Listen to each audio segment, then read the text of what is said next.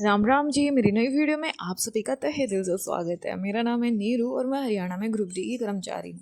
साथ ही साथ मैं हरियाणा में होने वाले सीईटी एग्ज़ाम की प्रिपरेशन भी कर रही हूँ और अपनी यही जर्नी मैं यूट्यूब के माध्यम से आप लोगों के साथ शेयर करती हूँ।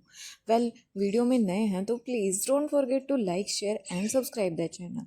तो जी मैं बात कर रही हूँ कि मेरी सीईटी की प्रिपरेशन कैसे चल रही है। मैंने अभी 100 डेज़ चैलेंज लिया था कि चलो इस बहाने सीईटी की प्रिपरेशन हो जाएगी, लेकिन मेरे पास 2 छोटे बच्चे हैं जिनकी तबीयत अभी काफ़ी ख़राब चल रही है, जिस वजह से मैं अपना ये चैलेंज कंटिन्यू नहीं कर पा रही हूँ, चाह कर भी नहीं कर पा रही हूँ। और मेरे पास कमेंट भी बहुत कुछ ऐसे ही आते हैं कि दीदी हम चाहते तो बहुत है सीईटी की प्रिपरेशन करना, लेकिन हम नहीं कर पा रहे हैं। उसका मेन रीज़न ये होता है कि हाउसवाइफ की लाइफ में इतनी ज़्यादा रिस्पॉन्सिबिलिटीज़ होती हैं कि वो खुद के सपनों से ज़्यादा उन रिस्पॉन्सिबिलिटीज़ को अहमियत देती हैं। अब जैसे मुझे ही ले लीजिए, मेरे छोटे बच्चे हैं तो अभी मेरा फुल ऑन टाइम उनकी टेक केयर में जा रहा है। जॉब और घर को संभालने के बाद जो टाइम बचता है वो मैंने बच्चों की हेल्थ पर इन्वेस्ट कर रही हूँ, जिसकी वजह से कहीं ना कहीं मेरी पढ़ाई बाधित हो रही है। और मुझे लगता है कि ये मेरे लिए काफ़ी नुकसानदेह है, लेकिन मेरे पास और कोई चांसेस भी नहीं है। अगर मैं मेरे बच्चों की टेक केयर नहीं करूँगी तो उनकी हेल्थ पर बहुत ही एडवर्स इफेक्ट पड़ेगा और फिर भुगतना मुझे ही पड़ेगा। इसीलिए थोड़ा मैंने अपनी पढ़ाई को साइड में रखा है कि जब बच्चों की तबीयत ठीक हो जाएगी तब मैं अपनी पढ़ाई कंटिन्यू कर पाऊँगी। एक कमेंट मेरे पास ये आ रहा था कि दीदी क्या अभी सीईटी की तैयारी स्टार्ट करें तो अप्रैल तक पूरी तैयारी हो पाएगी। तो ये कमेंट पढ़कर मुझे काफ़ी हंसी है और मैं सोचने पर मजबूर हो गई कि कैसी कैसी मेंटालिटी रखते हैं आप लोग। पता है किसी भी काम को करने में सबसे मुश्किल चीज़ क्या होती है? उस काम को स्टार्ट करना। काम तो हो ही जाएगा जैसे तैसे, लेकिन सबसे ज़्यादा जो बाधा उत्पन्न होती है उस काम की शुरुआत में होती है। अब आप खुद ही लगा लीजिए, आपको ये लग रहा है कि सीईटी तक मेरी तैयारी तो हो नहीं पाएगी, क्या ही फ़ायदा है सीईटी की तैयारी करने का।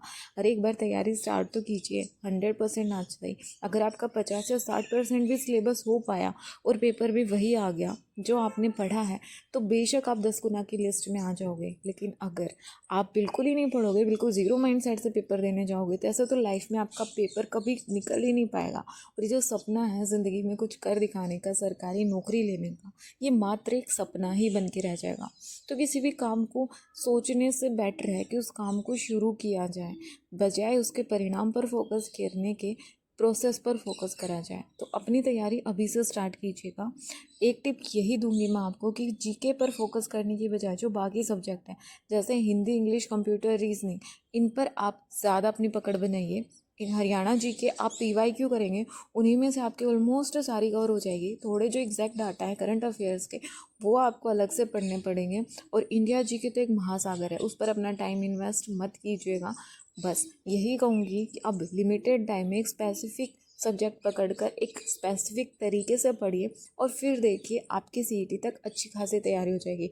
और ये हरियाणा है जनाब, यहाँ पर एग्ज़ाम डेट भले ही आ जाती हो लेकिन पेपर का कोई अता पता नहीं रहता। तो भले ही कह रहे हो कि अप्रैल लास्ट तक पेपर होगा, लेकिन मुझे तो इनके आसार मई जून से पहले की नज़र नहीं आ रहे।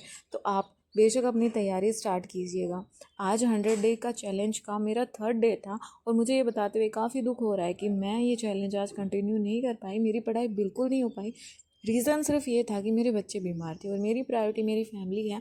पढ़ाई मैं करती रहूँगी और आज मैं जॉब कर रही हूँ, मेरी जो ये लाइफस्टाइल देख रही हूँ ये सिर्फ और सिर्फ मेरी फैमिली सपोर्ट की वजह से है। तो जब वो ठीक होंगे तो मैं तब भी पढ़ लूँगी। और एक बड़ा रीज़न ये भी है कि सीईटी के लिए मैंने पहले से ही तैयारी की हुई थी, तो मुझे बस चीज़ें रिवाइज़ करनी है। और अगर आप बिल्कुल फ्रेश हो तो बिना किसी देरी के अपनी तैयारी अभी से स्टार्ट कर दीजिए, क्योंकि हरियाणा का कोई भरोसा नहीं है। और अगर इस सीईटी में आप अपनी तैयारी नहीं करोगे ना तो फिर 2029 तक बैठकर इंतज़ार ही करते रहेंगे। तो भले ही आपको ज़ीरो से स्टार्टिंग करनी हो, लेकिन अपनी सीईटी की तैयारी अभी से स्टार्ट कर दीजिएगा, क्योंकि आने वाला सीईटी बहुत ही ज़्यादा खास रहने वाला है।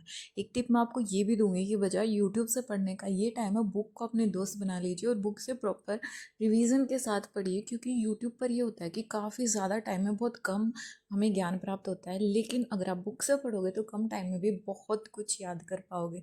और अगर आप बुक से नहीं पढ़ पा रहे हो, बिल्कुल ही आपका बेसिक क्लियर नहीं है, तो बजाय यूट्यूब पे पढ़ने के किसी एक ऐप का बैच परचेज कर लीजिएगा। हरियाणा में बहुत सारे ऐसे चैनल्स हैं जिन अपने पर्टिकुलर बैच देकर वहाँ पर बहुत अच्छा कंटेंट प्रोवाइड करा रहे हैं। तो एक बेटर कंटेंट चूज़ कीजिएगा और फिर अपनी तैयारी बिल्कुल ज़ीरो से भी बिल्कुल हाँ अभी स्टार्ट कर सकते हो। देर आए दुरुस्त आए, लेकिन आए तो सही। तो अपनी तैयारी अभी से पढ़ना स्टार्ट कर दीजिए और सीईटी में इस बार फोड़ ही देना, क्योंकि अगर ये अब नहीं हुआ तो आने वाले 5 साल तक कोई भी एग्ज़ाम नहीं होने वाला है। फिर नेक्स्ट चुनाव साल में ही कुछ होगा। तो प्लीज़ अपनी तैयारी अभी से स्टार्ट कर दीजिएगा।